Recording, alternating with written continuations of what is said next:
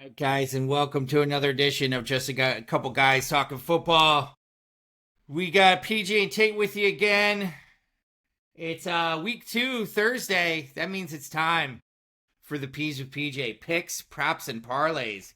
We got extra special too. Tate's going to pick along with us today, so we're going to have a little bit of everything coming at you. Now, last week, what we did at P's with PJ money line, PJ was 12-4. Against the spread, I was even 8-8, and over under, I was 6-10. So believe you me, Tate, there's plenty of time to catch up to me because I sometimes stink at this. So we're gonna jump into the game tonight. We got the Washington Commanders visiting the Green Bay Packers. Both teams are 1-0. Washington handily beat the New York Giants in a division game, and the Green Bay Packers handily beat the Detroit Lions in a division game. Tate, who do you like in this one? They got the Packers minus 3.5, and the over-under is 48.5. I got the Packers on the money line. I got the Commanders covering the spread. Okay. What was the over-under? It was 48.5. I'm going to take the over on that one. Yeah, I like it. So I'm with you. I like the Packers to win. I've got Green Bay actually covering minus the 3.5, and I've got under 48.5. I need to see both these teams are a good offensive output, but I want to see how well Washington does against an actual decent defense. And I think Green Bay's actually got a decent defense, especially with Micah there. All right, we're gonna roll into Sunday. First game on our slate is the Los Angeles Rams visiting the Tennessee Titans. Rams getting 5.5 on this one. The Tennessee Titans are plus 5.5 as a home dog. Over-under's 41.5. Tate, what are your thoughts on this one? Got the Rams money line. Got the Rams with the spread. Yeah, 5.5. Got it. Yep, and then I got the over. You like the over again. He likes offense, and I get it. We all do. I'm with you. I think the Rams are going to take care of this one, Tate. I think the Rams covering the 5.5 is kind of easily done. I think part of that reason is because the Rams defense is a lot better than I think people are thinking.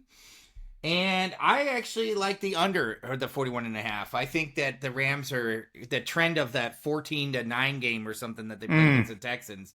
I think you might be seeing that again. Yeah, and the Titans defense is it's not that bad.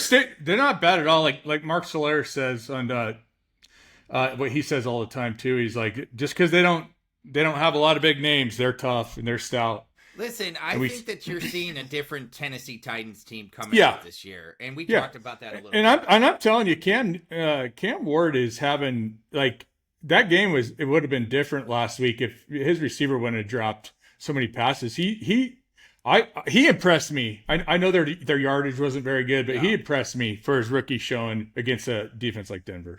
Listen, and I'll be honest with you, he made some rookie mistakes too that he's going to do, and as he gains more and more experience, I think the arrow's only pointing up for Tennessee. Totally agree. Oh, yeah. But the Rams, I think, are a for real team.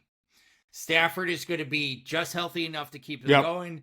And like I said, this Rams defense is something that I think we'll be talking about a lot on this show. All right, next up, we got the Seattle Seahawks visiting the Pittsburgh Steelers. Does Pittsburgh keep their magic alive? Pittsburgh's favored only by 3 in this one. That was kind of shocking to me. Over under 39.5. Tate, I'll lead off on this one. I've got the Steelers money line all day. That's a no-brainer. Me too. To me. I do like the Steelers to cover the 3. I was actually shocked it was low. And I will tell you this. I'm going to take the over 39.5 because I think Aaron Rodgers is going to start putting on an offensive show with this team. Yep, I agree too. Awesome. I agree. We agree on that one, 100%. Like it. We got that one locked in. Is all the same. Yep. I mean, like I said, folks, Aaron Rodgers 4 touchdowns in a debut. I know he's not playing the Jets this week, but Seattle is definitely not that great of a team in my mind as probably the Jets defense is. So I think they're gonna have their hands full. All right, next up we got the Buffalo Bills visiting the New York Jets. AFC East matchup. Buffalo's favored by 6.5. I'll tell you what. I like Buffalo in this one, but I don't like that 6.5. Not with that Buffalo defense. Give me the Jets plus 6.5. The Jets will cover this one. They'll still lose, but they'll cover. And then the over-under is 46.5. Me personally, I think you're going to. I just don't believe in Buffalo's defense that much, and I think the Jets' defense definitely likes to give up some points too. I think you're going to see a shootout again. I got the over 46.5. Ooh, I got the Bills on the money line. I got the Bills covering the spread. Ooh, 7, and I got the over as well. All right. Yeah, I listen. I like the Bills, and I know you like the Bills a lot. Something concerns me about that defense, and I think they're going to be having a lot of close games. They're going to win the games, but they're going to be closer than people think. All right, next up, we got the Chicago Bears and Ben Johnson visiting the Detroit Lions. Must-win game, ? For the Detroit Lions? That I've been hearing that talk lately because, oh my God, what if they go 0-2 in the division to start? They lose to Ben Johnson. Well, I'm here to tell you folks that that's probably not going to happen.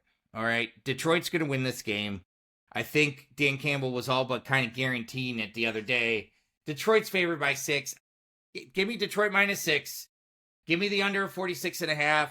I'm sorry, Caleb and Ben, until you start to put together consistency on offense and probably on defense. And like I said, folks, it's going to be a long road to hoe for the Bears team this year. I'm taking the under 46.5. I agree with you on all 3 on that one. Yeah. So we didn't just real quick what happened Monday night. We didn't really discuss that. Yeah, I mean, because you got a lot of Bears listeners. We got a lot of Bears listeners out there, and one of the things that I mean, you texted me the other day, said what were my thoughts, and I took like a whole day to get back to you because I wanted to make sure like where my head was at with it, not to make sure I wasn't overreacting. But my whole thing is, was there positives? For sure. But I gotta say that if this kid doesn't establish the confidence and the trust of the plays, like he's got to be confident and trusting the plays, and that he's gonna have the timing to throw now, like you have to now, and trust that route's gonna work. It's gonna be a little bit.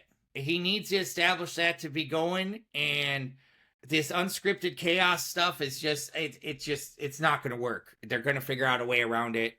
I mean, great, you can scramble, and I love to see a scramble every once in a while, especially if the play's blown up. But there were several plays that I felt like that he either overthrew or left out on the field by not even pulling the trigger. Yep.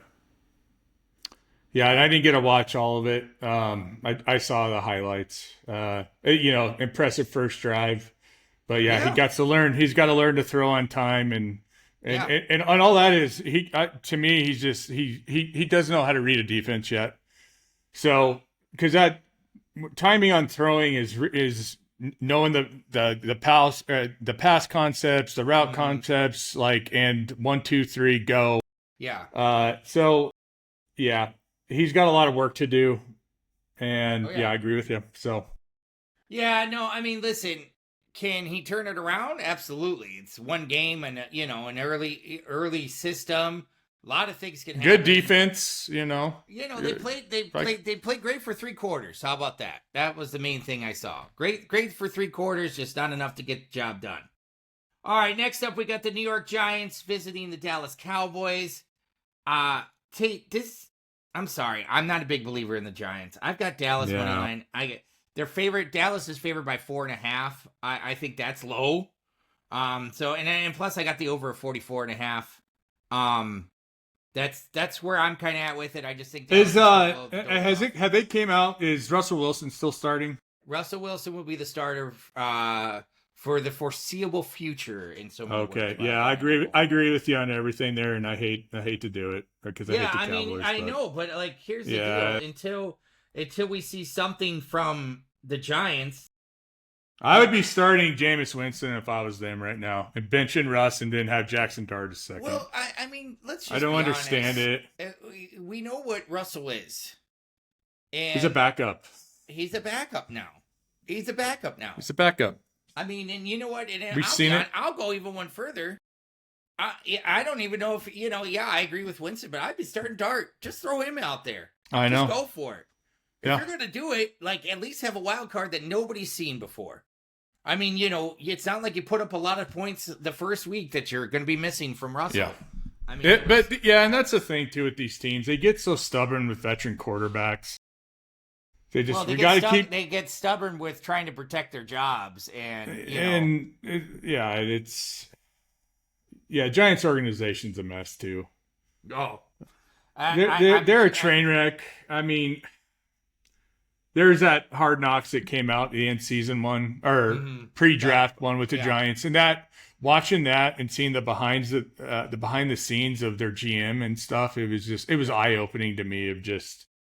I don't think the GM knows what he's doing. Daboll maybe be a better offensive coordinator than a coach. Yeah, I mean, it's just kind of funny, too, because, Daniel Jones was, a piece of crap, and then all of a sudden he's on another team, and he's, sets a NFL record by scoring on every possession. So I don't know if they have a good offensive talent barometer up there in New York, because, Saquon was washed up. Nobody's going to pay him.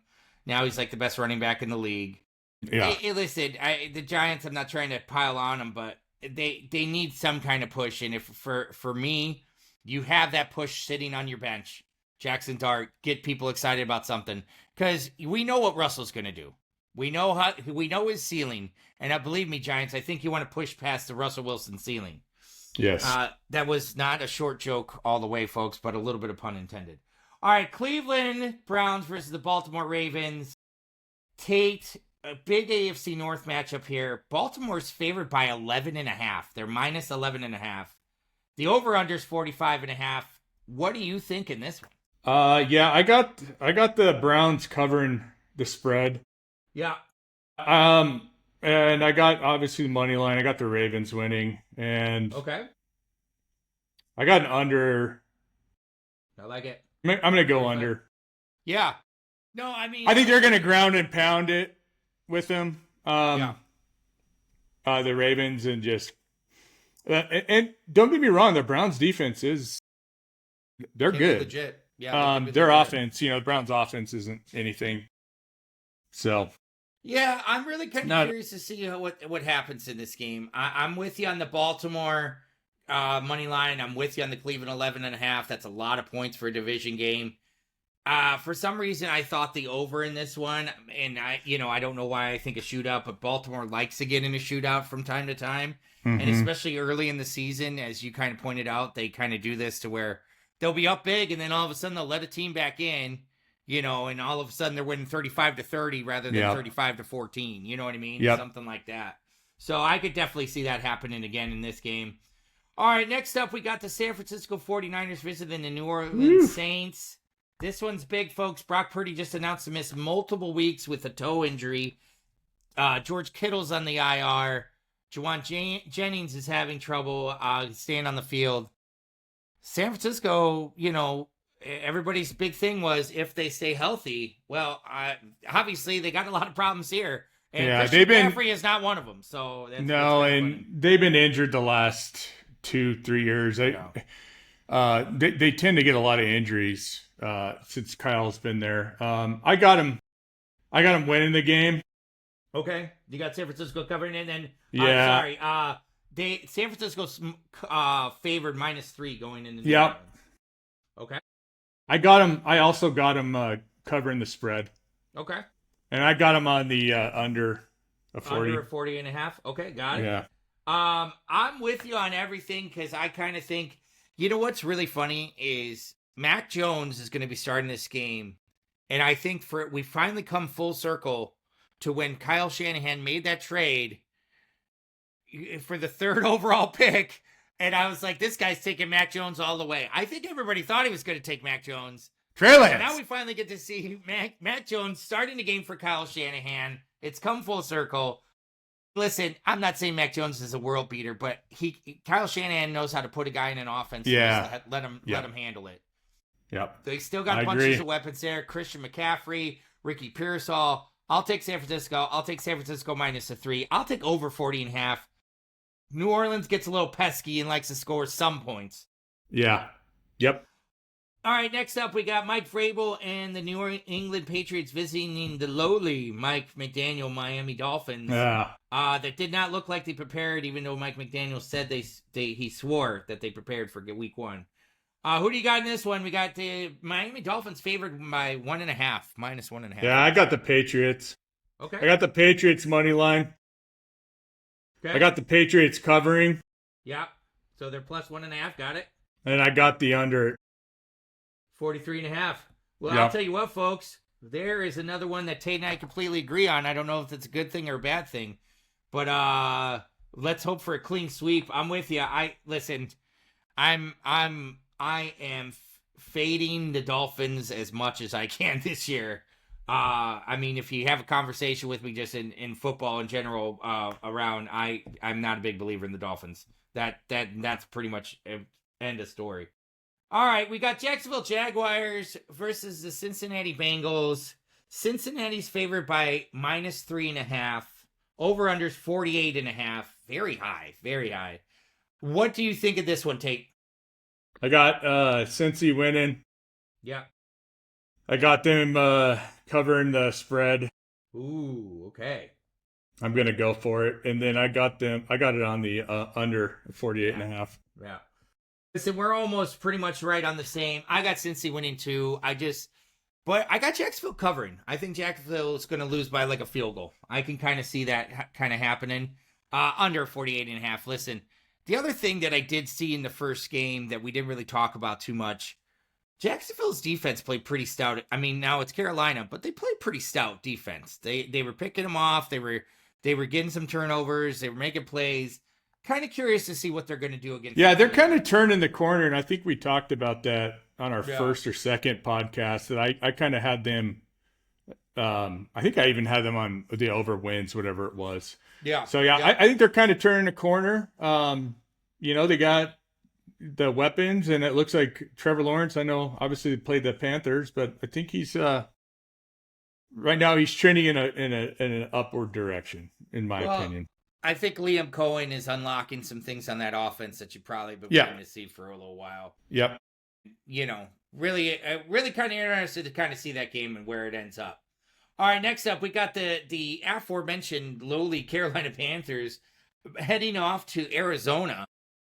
Arizona's favored by 6.5 in this one. That's not shocking to me. Over/under 43.5. Tate, who do you like, Arizona or Carolina? I like Arizona. I hear you there. Now, are they going to cover that big spread of 6.5? Or no? I don't got them covering the spread. Got it. Carolina plus 6.5, folks. You heard it here first. Now, 43.5. What do you think? I'm going to go with the under. Yeah, I'm with you. I'm with you on everything, but I do think Arizona's going to cover. This is such an easy start when I look at it. New Orleans, and now you got Carolina. Arizona, really? I know Arizona's not necessarily blowing the doors off anybody, but their defense looked pretty okay against New Orleans. And Carolina, I did not see anything positive in that game. All right. I'll lead off on this one. This one's a big one. Denver Broncos versus Indianapolis Colts. Denver favored going into Indianapolis -1.5. Over/unders 42 and a hook. Listen, maybe it's just from listening to you so much, but I'm taking Denver. I'm taking Denver -1.5, and I'm going under 42.5. Both defenses play pretty well. What do you got, Tate? Yeah, I agree with you. I'm going to take the over though. Ooh, okay. Because you got the under. One thing that's interesting, the Broncos traditionally don't play very good in Indianapolis. That's true. And even when we had Peyton Manning, so it's a sneaky game. Sean Payton is admitting that he had a terrible game plan. He did not. He's saying the right things. Whether he believes it or not, yeah, whatever. Right. His ego is just out of control. It's as bad as Jerry Jones sometimes. But yeah, I'm with you. I got them winning. And like the thing is they, being a Broncos fan, after the Colts game, we got the Chargers, we got the Bengals, and we got the Eagles. They have to be 2-0 if they want their season to go the way they want it to go. So listen, and there's a clear thing that I think will happen too, probably in this game, especially because the Colts offense is going to go against the Broncos defense, and that's the biggest thing. Daniel Jones, this isn't Miami. The Miami Dolphins running into each other, and you're able to complete every pass. The Broncos are going to bring it, and Daniel Jones better be ready, and I think we're going to see Daniel Jones fall back to earth on this one. All right, game of the week, probably for everybody else except us. Philadelphia Eagles versus Kansas City Chiefs. Rematch of last year's Super Bowl. Tate, the Eagles are going into Kansas City minus 1.5 point favorites. The over-under is 46.5. Who do you like in this one? This one was a tough one. This one's interesting. Casey's still missing Rice for 6 games, or so it'll be 5 more games. Yep. I don't know. Is Worthy playing? He's very limited in practice. Listen, I don't think that this is a good spot for Worthy to come back, even if he is. No. Ready. That's my advice for the Kansas City people, but I digress. They're gonna have something up their sleeves. Yeah. I'm gonna take the Eagles on the money line. I'm gonna take the Eagles on the spread, and I'm gonna take the over 46.5. Okay, I like it. Listen, here's the thing. I like the Eagles too. I like the Eagles minus 1.5 because. How many times can Juju Smith-Schuster save your offense, Kansas City? I can't see it happening, especially against a really tough Philadelphia Eagles team. Part of the thing is, too, Jalen Carter's going to be back in this game. He got fined in a 1-game suspension that he technically already served because he got ejected before the first play.